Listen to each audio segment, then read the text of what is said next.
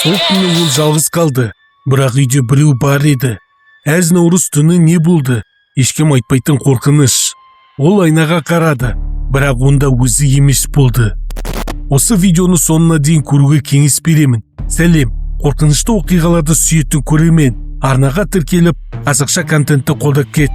Достар, өтініш, каналға тіркелуді ұмытпашы. Сіздердің тек қана подписка жасағандарыңыз мен үшін бір қадам.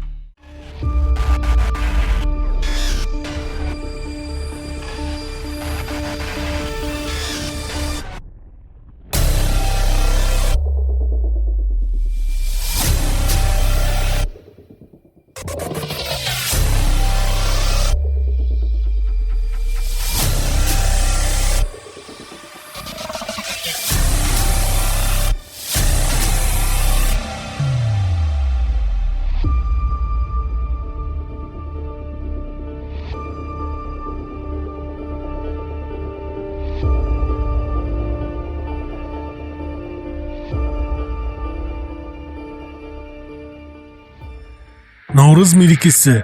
Ауылда бәрі қуанып, қазан қайнап, адамдар бір-біріне қонаққа барып жатыр. Бірақ ауыл шетінде тұрған ескі үй бар еді. Сол үйде Бекболат жалғыз тұратын. Ауыл адамдары жиі айтатын: әз Наурыз түні ерекше түн. Сол түні жындар да оянады. Бекболат бұған сенбейтін. Сол күні ол әдейі үйінде жалғыз қалды. Түн ортасы жақындағанда дала тым-тыныш болып кетті. Сағат 00 болғанда үйдің сыртынан сыбдыр естілді. Бекболат терезеге қарады, бірақ ешкім жоқ. Кенет есік өзі сықырлап ашыла бастады. Жел шығар деді ол өзін жұбатып. Бірақ бір түрлі нәрсе бар еді. Жел жоқ, ал есік толық ашылды. Бекболат ас үйге кіргенде қабырғада өзінен бөлек тағы бір көлеңке тұрды. Ол баяу бұрылды, бірақ артында ешкім жоқ. Қайта қабырғаға қараса, көлеңке әлі тұр және қозғалып жатыр. Сол кезде ол сыбырлаған дауыс естіді. Әз келді. Бекболат айнаға қарады. Айнада өзі тұр, бірақ көзі қара қуысқа айналған. Айнадағы ол күлімсіреп тұрды, ал Бекболат жоқ. Сол сәтте айнадағы бейне сыбырлады: бізді шақырдың. Бекболат атқа шегінді. Бекболат есіне әжесінің сөзі түсті. Әз Наурыз түні басқа әлемнің есігі ашылатын уақыт. Сол түні жалғыз қалма. Ол енді түсінді.